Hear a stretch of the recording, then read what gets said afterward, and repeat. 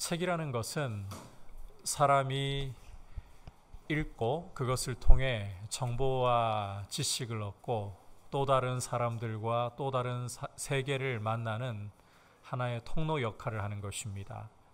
그런데 이 책이라는 것이 무엇인지를 모르고 어떤 용도로 쓰여야 하는지를 모른다면 책은 고작해야 불을 붙이기 위해 쓰이는 땔감 정도나 잠이 올 때 베고 자는 베개 역할밖에 하지 못할 겁니다. 자신이 누구인지, 자신이 무엇을 위해 살아야 하는지를 모르는 사람 역시 이와 마찬가지인 것 같습니다. 무엇 때문에 내가 이 땅에 존재하고 무엇을 위해 살아가는지 모른다면 소중한 인생을 엉뚱하게 사용하고 낭비해버리는 허무한 인생이 되어버리고 마는 것입니다. 따라서 자기가 누구인가, 무엇을 위해서 살고 있는가, 이 질문을 던지고 이 질문에 바르게 대답하는 것이 너무나도 중요한 일입니다. 우리 인류 역사가 또 철학이 던지는 질문이 바로 이 질문이잖아요. 나는 누구이며 무엇을 위해 살아가고 있는가? 이 질문에 답하기 위해서 인류는 몸부림쳐 왔고 지금도 몸부림을 여전히 치고 있습니다. 그만큼 이 질문은 중요하다. 나는 누구인가? 나는 무엇을 위해 살아가고 있는가? 오늘부터 여러분과 함께 로마서 말씀을 통해서 주시는 은혜를 함께 나누려고 합니다. 오늘 말씀은 로마서라는 편지의 문안인사에 해당하는 부분인데 여기에서 사도 바울은 자신이 누구인가를 밝히고 있습니다. 지난 시간에도 말씀을 드렸다시피 로마서라는 이 편지를 기록하게 된 배경을 보면 사도 바울이 로마 교회를 개척한 일도 없고 얼굴로 마주한 적도 없습니다. 따라서 로마 교회는 바울이 누구인가를 전혀 몰라요. 이런 교회에게 밑도 끝도 없이 편지를 써가지고 이 편지의 내용대로 순종하라. 이 편지를 쓴 사람이 누군지도 모르는데 어떤 의도를 가지고 이 편지를 쓴 것인지도 모르는데 그냥 무턱대고 순종하겠습니다. 이럴 사람이 누가 있겠습니까? 따라서 이 편지를 쓰는 사람이 누구인지, 왜 이 편지를 쓰는지 이게 드러나야 되는 거예요. 안 그러면 정말 유익을 주려고 하는 것인지 사기꾼이어서 등쳐먹으려고 하는 것인지 전혀 알 수가 없는 것입니다. 그래서 이 로마 교회가 하나님의 교회로서 복음으로 잘 무장하고 복음을 위해 선교적인 교회로 굳건하게 세워질 수 있도록 하기 위해서 사도 바울은 이 로마서를 쓰면서 먼저 자신이 누구인가를 밝혀주고 있는 것입니다. 오늘은 바로 이 부분을 함께 살펴보면서 우리에게 주시는 메시지를 들으려고 합니다. 자, 첫 번째로 사도 바울은 자신을 예수 그리스도의 종이라고 밝히고 있습니다. 자, 1절을 원문대로 직역해서 함께 읽어보도록 하겠습니다. 앞에 원문 직역이 뜨고 있죠. 같이 읽겠습니다. 시작. 바울은 예수 그리스도의 종이며 부르심을 받은 사도로서 하나님의 복음을 위하여 택함을 받았습니다. 단 한 번도 얼굴을 마주한 적이 없는 로마 교회를 위해서 사도 바울은 이 편지의 머리에서부터 자신이 누구인가를 먼저 밝히고 있습니다. 이어 자신은 예수 그리스도의 종이라고 소개를 하고 있습니다. 고대의 종이 되는 경우는 세 가지였습니다. 전쟁에 패해서 포로로 잡혔거나 너무 가난한 나머지 먹고 살 힘이 없어서 자신의 몸을 팔거나 그렇지 않으면 종으로 처음부터 태어나거나 자, 어떤 방식으로 종이 되었든지 간에 분명한 사실은 종은 주인의 소유물이라는 것입니다. 바울은 자신이 예수 그리스도의 종이라는 것을 이 편지에서 어떤 것보다도 먼저 밝히고 있습니다.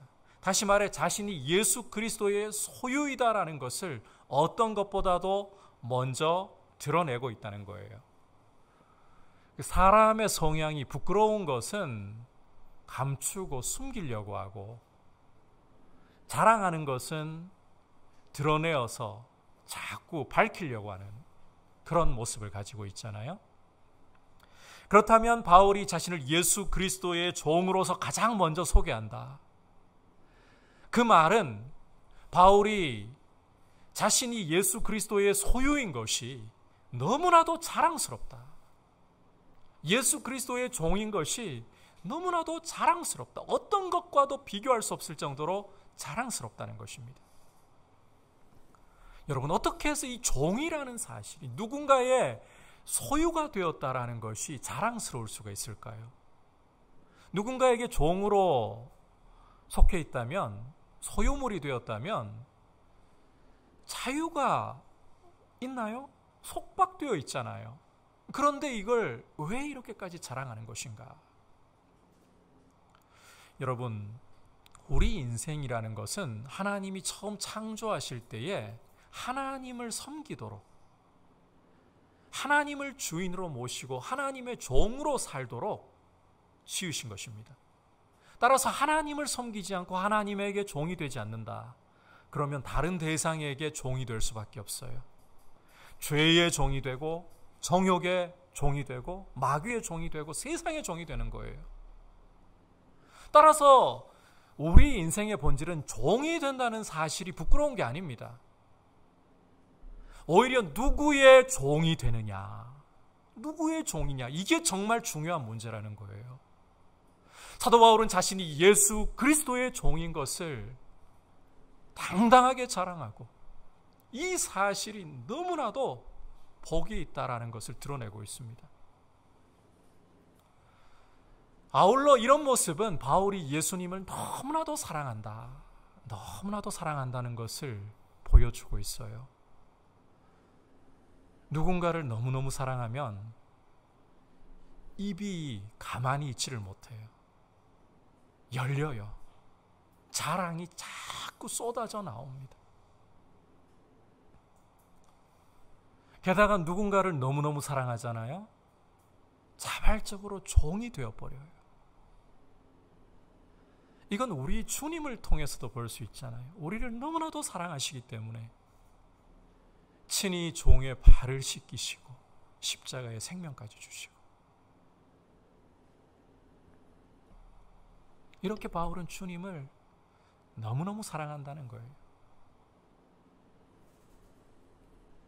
그런데 이것은 비단 바울의 모습만이 아니라 예수님을 믿는 바로 우리의 모습이어야 합니다. 예수님을 믿는다는 것은 예수님이 내 인생의 주인이시고 내가 그분의 종이 되었다는 거예요. 그리고 우리는 이 예수님을 주인으로서 너무나도 사랑하고 즐거워하고 자랑해야 마땅한 거예요. 여러분, 이것은 우리가 성도로서 참된 믿음을 가지고 있는가, 이걸 시험해 볼 수 있는 하나의 시금석 역할을 합니다. 내가 예수님을 믿는다고 하면서 예수님을 나의 인생의 주인으로, 나 자신을 예수님의 종으로서 고백하지 않는다면, 그리고 예수님을 내가 사랑하고 그분을 자랑하고 그분을 즐거워하지 않는다면 우리의 믿음은 참되다고 할 수가 없습니다. 자, 이 부분에서 자기에 대한 기준이 너무 높으신 분들은 이런 말을 들을 때 덜컥 두려움이 밀려오기도 해요. 사람이라는 게 참 각각 이 믿음의 분량도 다르고 자기를 보는 기준도 달라가지고 이 부분에서 좀 조심할 필요가 있는 것 같아요. 어떤 분들은 자기한테 너무 기준이 엄격하기 때문에 이런 이야기를 들을 때 내가 진짜 주님 사랑할까? 내 안에 주님을 향한 사랑이 있을까? 난 믿음이 없는 것 같아. 이러면서 자신에 대해서 굉장히 두려움에 빠지고 믿음의 둥치까지 흔들려버리는 이런 경우들이 발생하기도 합니다. 반대로 자신에 대해서 이 기준이 상당히 관대하고 좋게 보는 분들은 이런 이야기를 들으면 나 예수님 사랑해, 그냥 별 생각 없이 그냥 이렇게 넘어가 버리기도 합니다. 그래서 우리가 우리 자신을 이렇게 가늠하는 기준이라는 게 사실 정확하지가 않아요. 내가 나를 평가하는 게 정확하지가 않아요. 그렇다면 내가 정말 주님을 사랑하는지, 주님을 즐거워하고 주님을 자랑하는지 이걸 어떻게 알 수 있나요? 내가 참 믿음을 가지고 있다는 것을 어떻게 알 수 있나요? 여러분들에게 분명하게 한 가지 드릴 수 있는 말씀은, 정말 주님을 사랑하십니까? 주님을 자랑하십니까? 주님을 즐거워하십니까? 이 질문을 들을 때에 내 안에 이것에 대한 질문을 스스로 던질 수 있는가? 고민을 가질 수 있는가? 이걸 점검해 보셔야 돼요. 성령이 내 안에 거하시고 성령이 내 안에서 예수님을 증거하시는 은혜를 갖고 있다면 예수님 사랑하는가? 이 자극이 올 때, 이 도전이 올 때, 예수님을 내가 즐거워하고 자랑하는가? 이 도전이 올 때 내 속에서요 반응이 올라와야 돼요. 그 반응이라는 것이 정말 내가 주님을 사랑하는가? 내 믿음이 너무 작은 것 같아서 주님 앞에 송구하고 두렵고 이런 반응이 올라와야 된다는 거예요. 이게 생명의 흔적이라는 거예요. 여러분 가운데에 주님을 사랑하고 주님을 즐거워하고 주님을 자랑하는 이 귀한 은혜가 성령으로 말미암아 속에서 넘쳐나시기를 축복합니다. 주님을 뜨겁게 사랑하시기를 축복합니다. 자, 그렇다면 예수님이 나의 주인이시라는 이 사실을 자랑하고 주님을 정말 기뻐하고 사랑해야 할 이유가 무엇인가? 근본적인 이유가 무엇인가? 두 가지 중요한 이유가 있습니다. 첫 번째는 그분이 나의 창조주시라는 것. 따라합시다. 창조주시라는 것. 그게 바로 하나의 중요한 이유예요. 요한복음을 읽어보시면 사도 요한은 태초부터 말씀이 계셨다. 그 말씀이 하나님과 함께 계셨고 그 말씀이 곧 하나님이시다. 그리고 그 말씀이 육신이 되어 우리 가운데 거하셨고 그 말씀으로 말미암아 온 세계가 모든 만물이 지은 바 되었다라고 선포하고 있습니다. 그리고 그 육신이 되신 말씀, 태초부터 계셨던 하나님이신 말씀이 바로 예수 그리스도이시다. 여러분, 예수 그리스도는 온 세상 만물을 창조하신 창조주 하나님이시고 바로 나의 창조주이십니다. 따라서 예수 그리스도 앞에서 우리는 마땅히 그분을 사랑하고 우리의 존재를 의미 있게 만드신 분이니까, 존재를 부여하신 분이니까 마땅히 그분을 사랑하고 마땅히 그분을 즐거워해야 되는 거예요. 둘째로 우리가 예수님의 주인 되심을 즐거워하고 자랑해야 할 이유, 그리스도인에게 이게 정말 중요한 부분입니다. 바로 예수 그리스도께서, 따라합시다, 나의 구원주가 되시기 때문에, 구원주가 되시기 때문이라는 거예요. 여러분, 우리는 과거에 허물과 죄로 죽어있던 사람들이었고 죄의 종노릇을 하던 사람들이었습니다. 하나님과는, 우리 주 예수 그리스도와는 원래 원수관계에 있었어요. 그래서 이 죄 가운데 태어나고 하나님과 원수관계에 있다 보니까 예수 믿으세요 그러면 예수가 누군데, 예수가 나한테 밥 먹여주나, 예수를 믿을 바에는 차라리 돈을 믿지, 뭐 이런 반발이 나오고 무관심이 나오고 하는 거예요. 원수관계에 있기 때문에, 나면서부터 하나님과 원수관계에 있기 때문에. 이런 죄 가운데 있고 반역한 우리를 하나님이 사랑하시고 당신의 독생자를, 당신의 외아들을 이 땅 가운데 우리의 자리에 보내셔서 우리의 모든 죄와 허물을 그 아들에게 짊어지우시고, 예수 그리스도께서는 우리를 대신하여 십자가에 달려 아버지의 저주와 진노를 친히 그 몸으로 당하셨습니다. 그리고 그 피로 우리를 죄에서 속량하셨습니다. 쉽게 풀어서 말하자면 당신이 직접 우리가 받아야 할 죄에 대한 저주와 진노를 당하심으로 그 피를 흘려 죄값을 다 지불하시고 우리를 죄에서 해방하여 당신의 영광스러운 자유가 있는 종으로, 하나님의 자녀로 화목되게 하는 일을 이루신 것입니다. 그 핏값으로 내가 죄에서 해방되었고 그리스도의 소유가 된 것입니다. 따라서 그가 나의 구원주이시기 때문에 그분으로 인하여서 내가 이 영광의 자유, 하나님의 자녀가 되는 이 자유에 이르렀기 때문에 그분의 종이 되어 마땅한 것이고, 그분을 즐거워하는 것이 마땅한 것이고, 그분께 모든 사랑을 드리는 것이 마땅한 것입니다. 여러분, 사도 바울이 자신을 예수 그리스도의 종으로서 어떤 것보다도 먼저 소개하는 것이 바로 이것을 보여주는 거예요. 말씀이신 그 하나님이 나를 위해 이 땅에 오셨고, 나를 위하여 십자가에 그 보배 피를 흘려 주셨고, 그 피로 나를 죄에서 속량하여 당신의 소유 삼으셨다.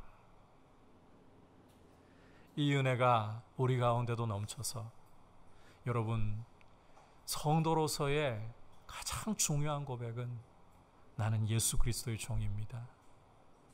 그리스도는 나의 주인이십니다. 내 인생의 주인이십니다. 이것을 어떤 것보다 자랑하고 주님 사랑할 수 있기를 축복합니다. 계속해서 바울은 자신을 부르심받은 사도라고 소개를 하고 있습니다. 이 사도라는 말의 헬라어는 아포스톨로스입니다. 이 말의 뜻이 보내심을 받은 자, 보내심을 받은 자입니다. 그런데 보내심을 받았다고 해서 모두가 사도가 될 수 있는 것은 아니에요.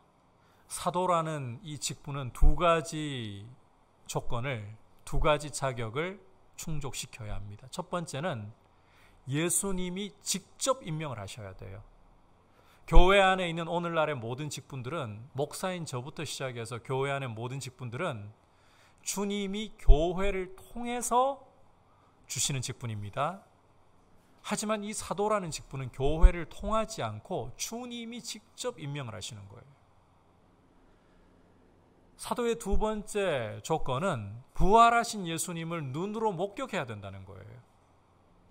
환상 중에 보았다, 주님의 음성을 육성으로 들었다, 아니에요.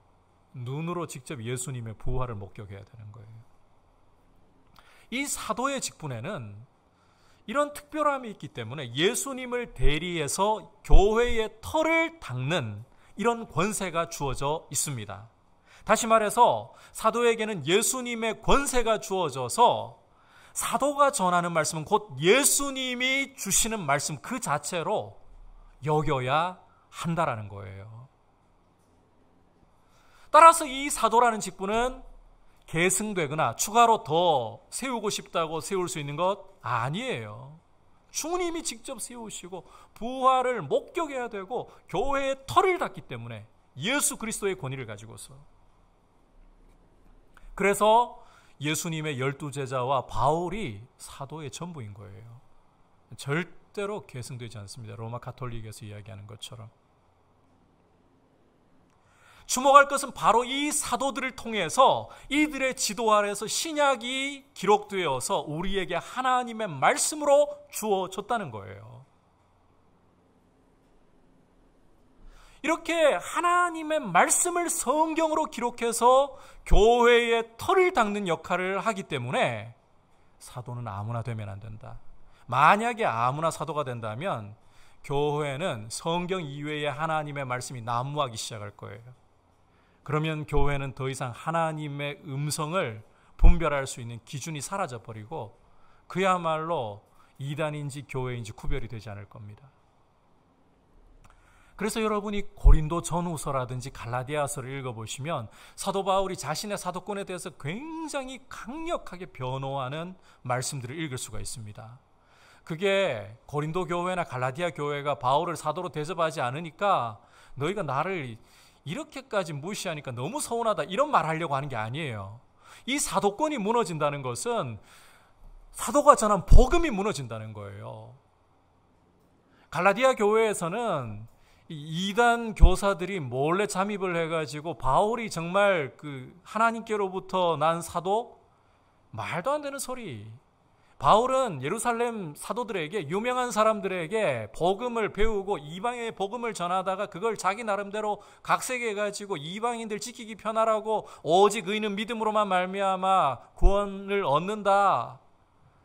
그런데 그게 무슨 말이 되는 소리냐? 할례도 받고 율법도 지켜야지, 이렇게 가르쳤던 거예요. 그래서 이 사도권이 무너지게 되면 그가 전하는 복음이 무너지게 되기 때문에, 갈라디아서를 보면요, 여러분께서 이 시작부터 바울이 굉장히 격앙된, 그리지만 격앙된 어조가 느껴질 정도로 사람에게서 난 것도 아니고 사람으로 말미암은 것도 아니고 오직 하나님 아버지와 우리 주 예수 그리스도로 말미암아 사도된 나 바울은, 이렇게 시작하는 거예요. 그만큼 사도권이 중요한 거예요. 교회의 털을 닦는 하나님의 말씀을 기록해서 성경으로 전달하고 교회의 털을 닦는 역할을 하기 때문에, 따라서 이들이 사도로 세워지는 부분에서 바울은 또 한 번 강조하는 게 있어요.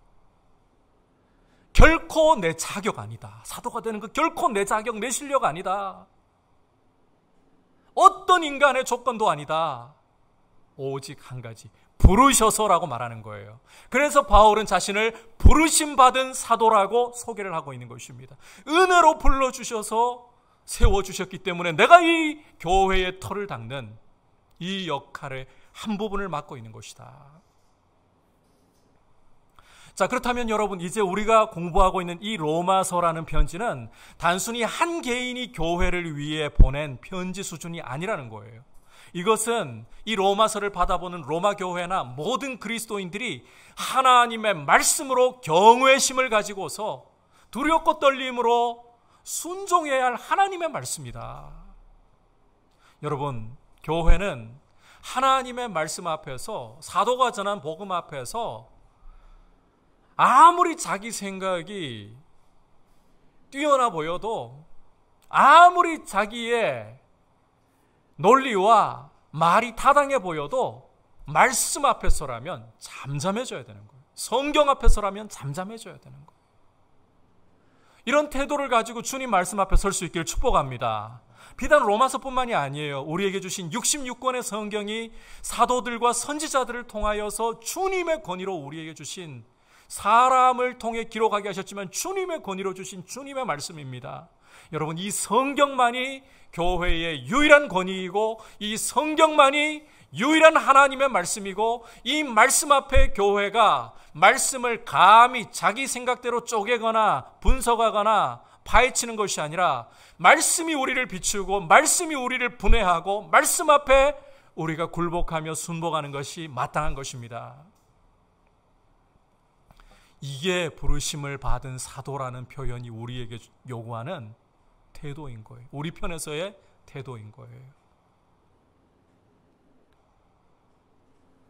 아울러 이 부르심을 받은 사도라는 표현 속에서 보편적인 부분을 우리가 또 주목할 부분이 있습니다.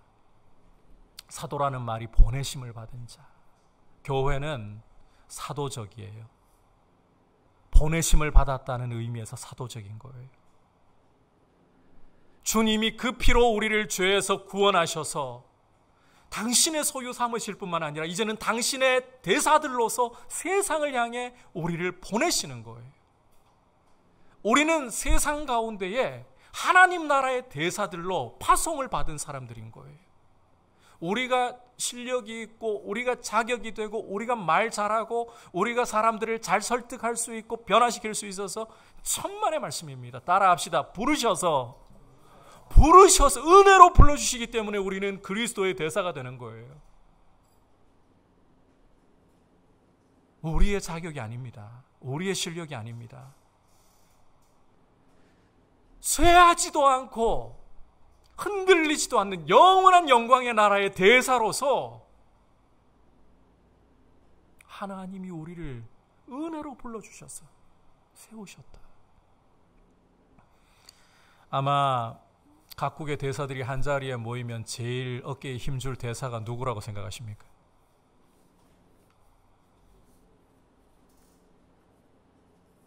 누구라고 생각하십니까? 이건 두말할 필요 없을 것 같아요. 미국 아니겠어요? 아직까지는 미국이 세계의 초강대국으로서 패권을 차지하고 있으니까. 미국이요? 여러분, 우리는 영원히 쇠하지도 않고 진동하지도 않고, 다니엘서 2장을 보시면 느부갓네살 왕이 밤에 한 꿈을 꾸죠. 그 꿈 속에서 신상을 보잖아요. 금으로 된 머리는 느부갓네살을 상징하고, 은으로 된 이 가슴 부위는 메데바사를 상징하고, 주석으로 된 이 허벅지, 이건 페르시아를 상징하고, 또 철과 이 흙으로 섞여 있는 이것은 로마를 상징하고, 지중해 지역을 제패했던 당시 세계의 패권 국가들을 상징하는 신상이잖아요. 두려운 신상, 위험이 있어 보이는 신상, 세계를 두렵게 하고 제패했던 신상. 그러나 이 신상이 어떻게 되었습니까? 사람의 손으로 뜨지 않은 한 돌이 굴러오더니 그 돌이 이 신상을 칠 때에 산산이 흩어져서 사라져버리고, 이 돌은 온 세계를 채울 만큼 커져서 충만하게 되죠.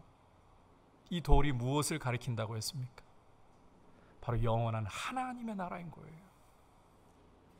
세상 어떤 나라가 하나님의 나라와 비교할 수 있겠습니까? 지금은 눈에 보이지 않습니다. 지금은 완성되지 않았습니다. 그러나 이 땅에 예수 그리스도로 말미암아 임한 하나님의 나라는 장차 완성될 것이고, 우리 주님 다시 오실 때 완성될 것이고, 흔들 수도 진동할 수도 없는, 쇠하지도 않는 영원한 나라입니다. 모든 것을 이기고 승리하는 나라입니다.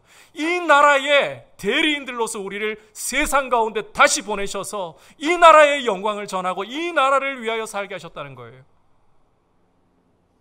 그게 우리 그리스도인들입니다. 잘나서가 아닙니다. 은혜로 불러주셔서. 자, 그렇다면 좀 더 구체적으로 이 나라의 대사로서 우리는 무엇을 위하여 세워진 것인가? 그리스도의 대사로, 하나님 나라의 대사로 세워진 것인가? 한번 따라합시다. 하나님의 복음을 위하여, 하나님의 복음을 위하여 택정함을 입었다. 1절 끝부분에서 바울은 그렇게 자신을 소개하고 있죠. 이게 자신뿐만 아니라 교회를 위한 소개예요.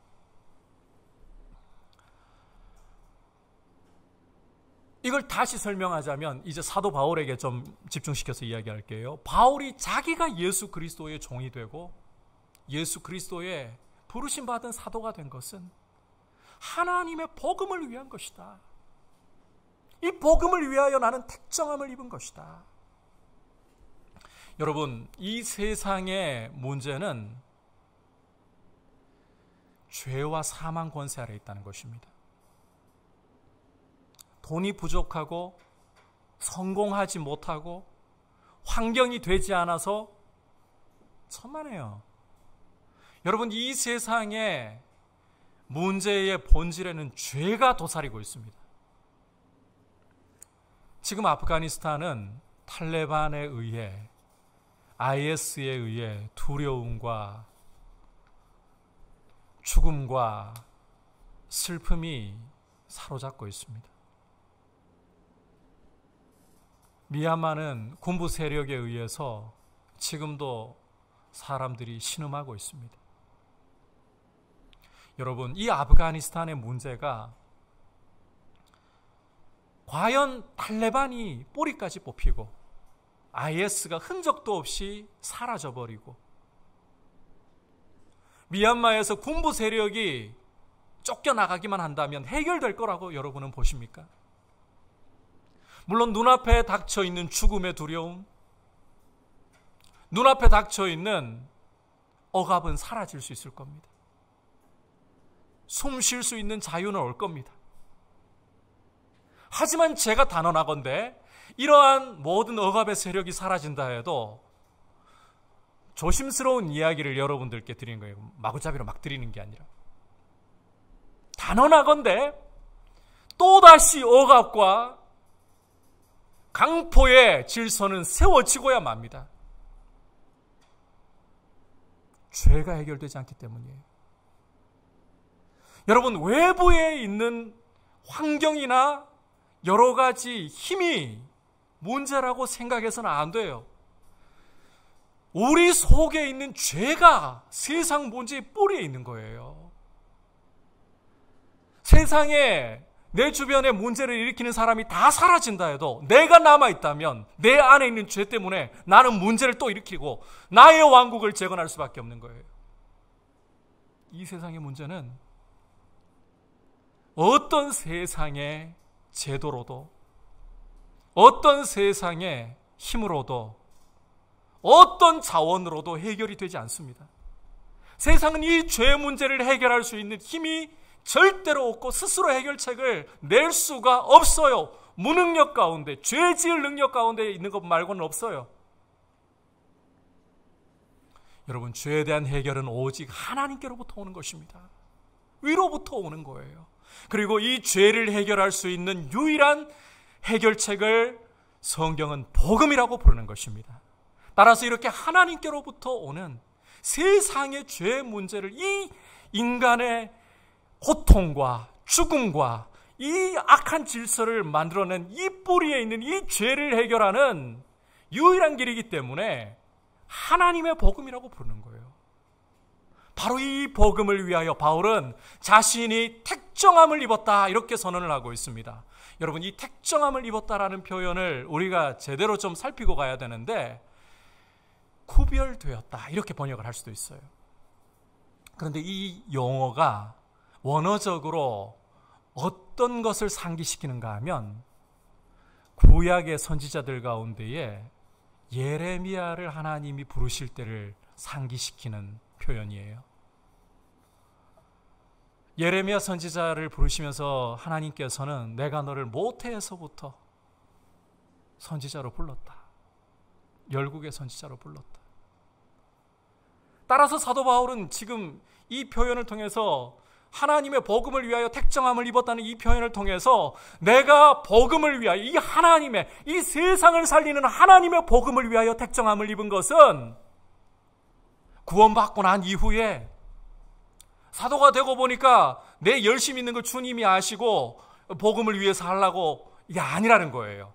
어머니의 태로부터 하나님이 나를 복음을 위해 작정하셨고, 에베소서 1장으로 우리가 건너가서 바울의 말을 통해서 보자면, 아니 창세 전부터 하나님이 이 복음을 위하여 나를 택정하셨다, 나를 구별하셨다.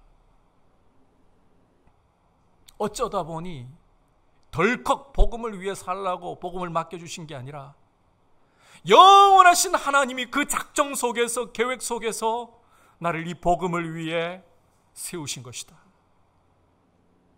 그런데 여러분, 이것은 바울만의 고백이 아닙니다. 주님은 복음을 이제 사도의 이 전통 위에 서 있는 교회에게 복음을, 하나님의 말씀을 맡겨주셨습니다. 이 복음을 위하여 하나님 나라의 대사로서 살아가라는 거예요.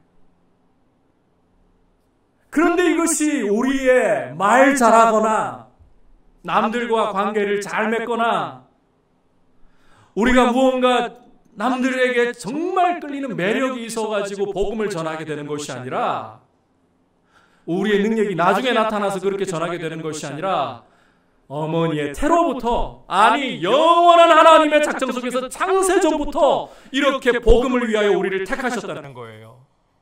어쩌다 보니 복음을 위해 살게 된 게 아닙니다. 덜컥 복음을 위해 살라고 우리를 부르신 게 아닙니다. 이것은 하나님의 영원한 작정 속에 있습니다. 우리의 삶은 복음을 위해 살도록 하나님의 영원한 계획 속에, 작정 속에 주어져 있는 것입니다. 가장 가치 있는 것을 위하여 살아가는 삶으로, 뒤늦게 우리의 자격과 우리의 자질을 보시고도 아니에요. 이 예배에 오신 여러분들 가운데 어떤 분들은 감사와 기쁨으로 오신 분도 계실 수가 있고, 어떤 분들은 실패감 속에 오신 분들도 계실 수 있고, 어떤 분들은 주님 앞에 이 예배를 통해 또 한번 힘을 얻어야지, 또 어떤 분들은 기대조차 없이 주일이다 보니까 마음이 무뎌지고 낙심이 될 때는 그냥 오시는 경우들도 계실 거라고 생각합니다. 여러 모양으로 이 자리에 오셨을 거예요. 그런데 주님은 여러분의 그 모양 보고 너는 복음을 위해 살기에 합당하구나, 대사 자격증, 너는 좀 더 가다듬어야 될 것 같아, 기다려, 너는 도저히 안 되겠다, 불합격, 그렇게 말씀하시지 않습니다. 참 형편없는 우리의 모습에도 불구하고 우리가 좀 잘났다라고, 좀 잘 살았다라고 생각할 때에는 주님 앞에 참 멋모르고 기고만장해서 앉아있을 때 사실 주님 앞에 그게 뭐가 잘난 거예요. 그걸 다 따지지 않으시고 당신의 영원한 작정 가운데에서, 당신의 영원한 계획 가운데에서 우리의 자격과 우리의 실력이 아니라 복음을 위하여 이 생명의 복음, 세상을 살릴 수 있는 유일한 길인 이 생명의 복음을 위하여 살도록 작정해 두셨다는 거예요. 그게 우리의 삶입니다. 그리스도인의 삶입니다.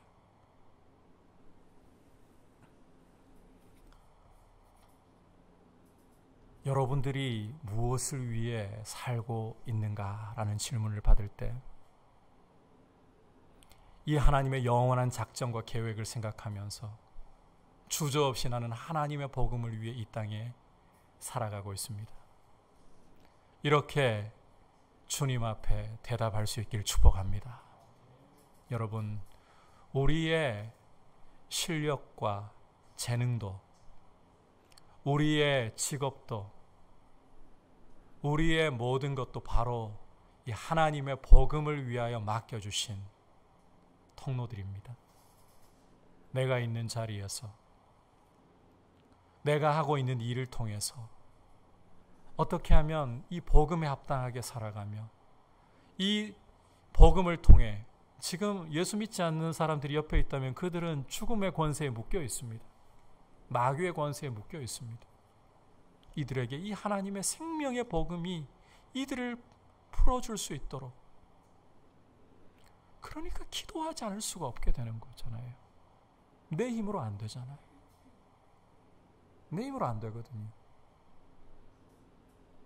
지혜가 필요하잖아요. 성령의 지혜를 구해야 될 수밖에 없는 거예요. 이 영원한 생명의 복음을 위해, 영원한 하나님의 나라를 위해 우리의 삶의 모든 부분을 초점을 맞추고 복음을 위해 살아갈 수 있기를 축복합니다.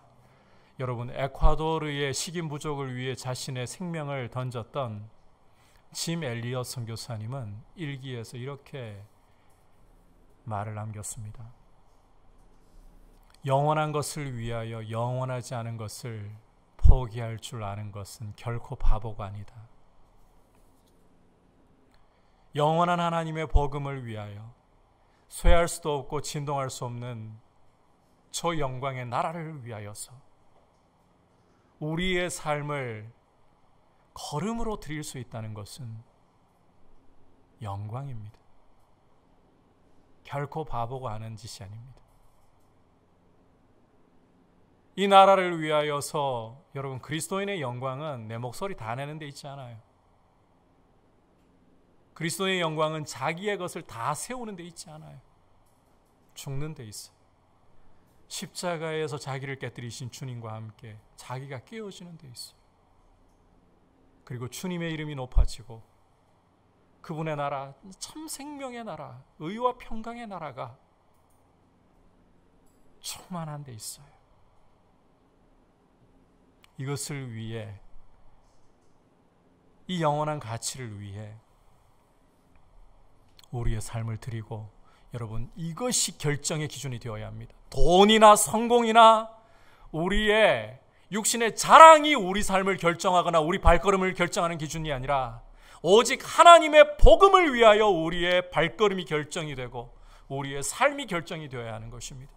이 복음을 위하여 고민하고 이 복음을 위하여서 내 삶이 어떻게 주님께, 비록 주님께는 아무것도 아니지만 그러나 주님이 그 아무것도 아닌 것을 받으실 때 너무나도 존귀하게 당신의 영광의 통로로 써주시기를 원하시기에 그 은혜를 생각하면서 어떻게 내 삶을 복음을 위해 살아갈 수 있을까? 이렇게 주님 앞에 드려지는 복음의 통로가 되는 귀한 삶이 되시기를 주님의 이름으로 축복합니다.